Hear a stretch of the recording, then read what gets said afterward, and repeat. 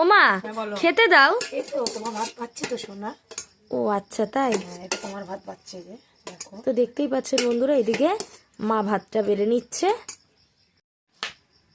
হ্যাঁ তো ভাত তো হলো, আর কি আছে? পড়ে গেল একটু তরকারি, দেখো পাঁচমিশালি তরকারি পড়ে গেল। আচ্ছা এই দেখুন পাঁচমিশালি তরকারি। তারপরে পড়ে গেল এটা টমেটোর টক। হা হা হা, দেখতেই পাচ্ছেন। এটা কি দিয়ে করেছি জানো? কি দিয়ে?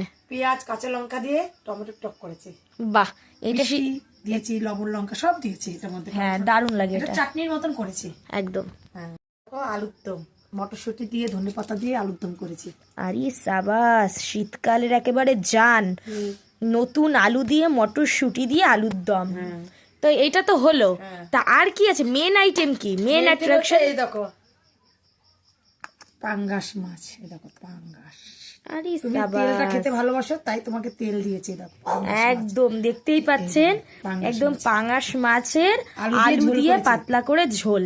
তো আজকের খাওয়া মেনু হচ্ছে এটাই। হ্যাঁ, তো আজকে রান্না বান্না আপনাদের কেমন লাগলো সেটাও অবশ্যই কমেন্টে জানাতে ভুলবেন না। আর আমাদের ভিডিও যদি আপনাদের ভালো লেগে থাকে তাহলে অবশ্যই আমাদের সাপোর্ট করবেন এবং কমেন্টে সেটা জানাতেও কিন্তু একেবারে ভুলবেন না। আজ এইটুকুই, টাটা।